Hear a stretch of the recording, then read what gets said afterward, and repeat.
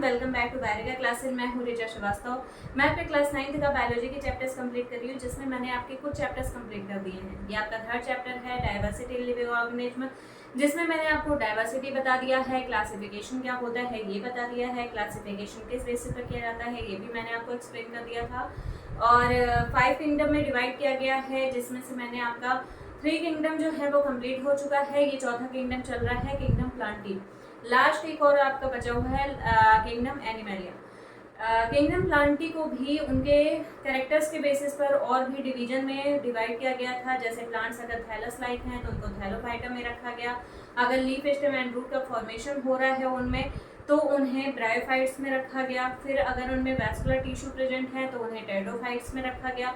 फिर उसके बाद आता है कि अब सीड उनमें प्रेजेंट है या नहीं है। ठीक है, तो ये आपका चौथा डिवीजन है, डिवीजन जिम्नोस्पर्म। जिम्नोस्पर्म में अभी तक आपने देखा था कि जो डिवीजन थे उनमें सीड का फॉर्मेशन नहीं हो रहा था। ठीक है, अब ये एक डिवीजन है जिसमें आपका सीड का फॉर्मेशन तो हो रहा है, लेकिन वो सीड भी डेवलप्ड फॉर्म में नहीं है। डेवलप्ड फॉर्म का सेंस क्या हुआ कि सीड अभी यहाँ पर नेकेड फॉर्म में है, मतलब सीड के चारों तरफ जो फ्रूट की कोटिंग होती है वो कोटिंग यहाँ पर एब्सेंट है। ठीक है, मतलब सीड का डेवलपमेंट तो हुआ लेकिन वो कोटिंग नहीं प्रेजेंट है। ठीक है, तो अब ये जिम्नोस्पर्म जो है उनको उनमें उनका जब डेरिवेशन किया जाता है, मतलब उनको अगर डिवाइड किया जाए उस जिम्नोस्पर्म वर्ड को, तो वो दो वर्ड से मिलकर के बना होता है। जिम्नो का मतलब होता है नेकेड और विदाउट कवर, मतलब उसके चारों तरफ फ्रूट की कोई कोटिंग नहीं पाई जाती है। ठीक है, और स्पर्मा का मतलब होता है सीड, मतलब सीड के चारों तरफ फ्रूट की कोई भी कोटिंग प्रेजेंट नहीं होती है। ठीक है, तो इसको किस में रखा गया? जिम्नोस्पर्म्स में रखा गया।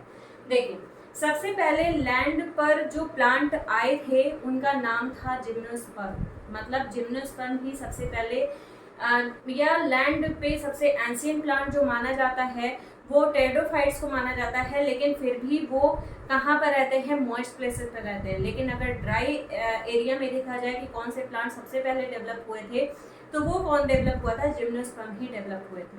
ठीक है, और ये जिम्नोस्पर्म जो होते हैं ये ज़्यादातर माउंटेनियस रीजन में पाए जाते हैं। अब ये नेकेड सीड प्रेजेंट है। नेकेड सीड का मतलब क्या हुआ कि फ्रूट की कोटिंग इनमें नहीं पाई जाती। जैसे आप लोग देखे होंगे मैंगो हम खाते हैं, ठीक है, मैंगो के सीड के चारों तरफ क्या दिखाई देता है? हमें कोटिंग दिखाई देती है, जो पल्प दिखता है जिसे हम खाते हैं, जो फ्रूट खाते हैं हम, वो क्या करता है? चारों तरफ से सीड को कवर किए रहता है और उसे एक तरीके से प्रोटेक्शन देता है। ठीक है, यहाँ पर क्या है? वो प्रोटेक्शन यहाँ पर प्रेजेंट नहीं है, मतलब ये नेकेड होते हैं। ठीक है, सीड का डेवलपमेंट कहाँ पर होता है? लीव्स के बीच में सीड का फॉर्मेशन होता है। ठीक है, और वो वापस से मॉडिफाई होकर के, मतलब लीफ के सरफेस पर ही सीड का फॉर्मेशन होने लगता है और वही लीव्स फिर मॉडिफाई हो जाते हैं किसमें? कोन्स में मॉडिफाई हो जाते हैं। ठीक है, किसमें मॉडिफाई हो जाते हैं? कोन्स में। ठीक है, आपने देखा होगा अक्सर करके, कभी आप घूमने किसी हिल स्टेशन पे घूमने जाओ तो वहां पर आपको कोन शेप के सीड देखने को मिलते हैं, पाइनस सीड। ठीक है, वो लोग वहां पर उसको बेचते भी हैं, उससे उनको काफी इनकम भी होती है। इस तरीके से वो सीड होता है, ऐसे ये कोन शेप में पाया जाता है।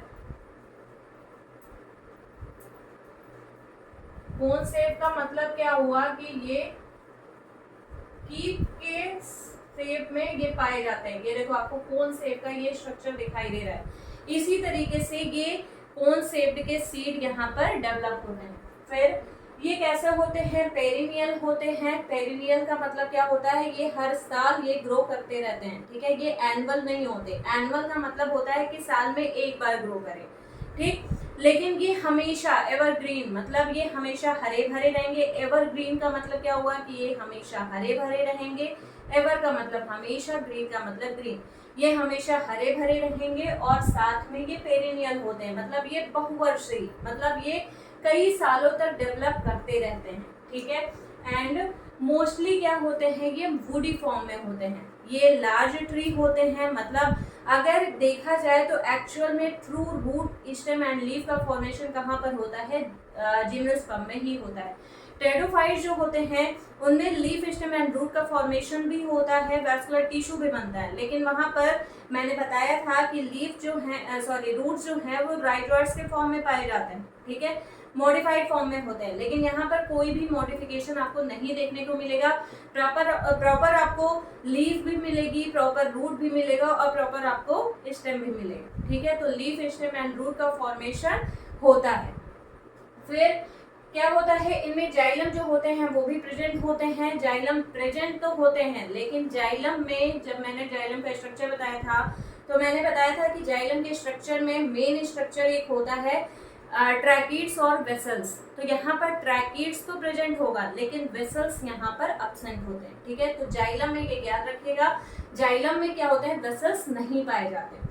फिर फ्लोएम जो होते हैं वो भी पाए जाते हैं, लेकिन फ्लोएम का भी जो सबसे इम्पोर्टेंट स्ट्रक्चर होता है कंपेनियन सेल, ठीक है। ये कंपेनियन सेल भी यहाँ पर क्या होती है, एब्सेंट होती है। मैंने जब जाइलम और फ्लोएम का स्ट्रक्चर बताया था तो उस टाइम पे मैंने आपको बताया था कि जाइलम में ट्रैकिड्स, वेसल्स, जाइलम पैरेन्काइमा और जाइलम फाइबर्स, ये 4 स्ट्रक्चर से मिलकर के जाइलम बना होता है। और जो फ्लोएम होता है वो सीव ट्यूब, कंपेनियन सेल, इनसे मिलकर के बना होता है, ठीक है। तो यहाँ पर कंपेनियन सेल जो होती है वो क्या होती है, अब्सेंट होती है। फ्लोएम प्रेजेंट होगा, वैस्कुलर टिश्यू पाए जाएंगे, जाइलम और फ्लोएम दोनों पाए जाएंगे, लेकिन जाइलम में वेसल्स नहीं पाया जाएगा और फ्लोएम में कंपेनियन सेल नहीं पाया जाएगा, ठीक है। तो इस तरीके से जब हम इनका स्ट्रक्चर देखते हैं तो हमें इनके स्ट्रक्चर में क्या दिखाई देता है, सीड एक दिखाई देता है जो कि कोन शेप्ड दिखाई देता है। आप जब भी किसी हिल एरिया में जाइए घूमने के लिए तो वहां पर आपको हिल्स पे क्या दिखाई देते हैं, ट्रीज दिखाई देते हैं। वो ट्रीज क्या होते हैं, वहां पर जब आप उसको ध्यान से देखेंगे तो उनमें छोटे छोटे ऐसे कोन्स आपको दिखाई देंगे। वो कोन्स क्या होते हैं, वो उनके सीड होते हैं, जो कि सीड हमें नेकेड फॉर्म में दिखाई देते हैं, ठीक है। तो इस तरीके से ये जो प्लांट्स होते हैं ये नेकेड सीड वाले प्लांट्स होते हैं, इसीलिए इनको किस में रखा गया, जिम्नोस्पर्म्स में रखा गया। फिर से देख लीजिए एक बार, ये जिम्नोस्पर्म्स जो होते हैं इनको अगर डेरिवेशन इनका किया जाए जिम्नोस्पर्म्स का, तो जिम्नोस्पर्म जो है वो 2 वर्ड से मिलकर के बना हुआ है। पहला जिम्नो का मतलब होता है नेकेड और विदाउट कवर, मतलब सीड के चारों तरफ कोई भी कवरिंग नहीं पाई जाएगी, ठीक है। तो इसे क्या बोलेंगे, जिम्नोस्पर्म्स बोला जाएगा। फिर सीड जो होता है या तो वो लीफ के, या इसी को हम क्या बोलते हैं, लीफ को ही स्केल्स बोला जाता है, क्योंकि इनमें लीफ प्रॉपर, जो हिली एरिया में प्लांट्स होते हैं उनमें आप बहुत छोटे से पढ़ते आए होंगे कि हिली एरिया पे जो प्लांट्स होते हैं उनकी लीव्स ब्रॉड नहीं होती हैं, ठीक है।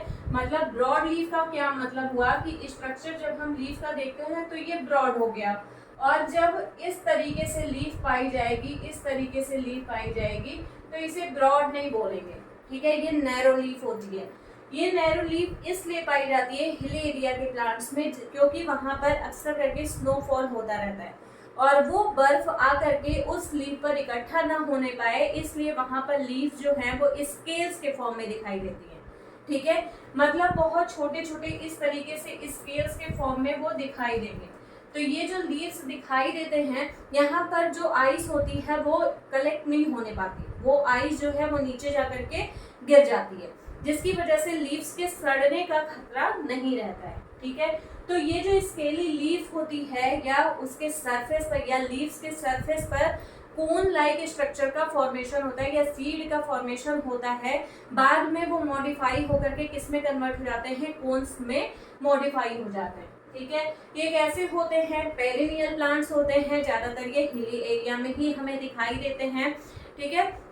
हिली एरिया में दिखाई देने के अलावा ये पेरिनियल होते हैं, मतलब ये हमेशा ग्रो करते रहते हैं, ठीक है। ऐसा नहीं है कि साल में एक बार ग्रो किए, ये हमेशा ग्रो करते रहते हैं।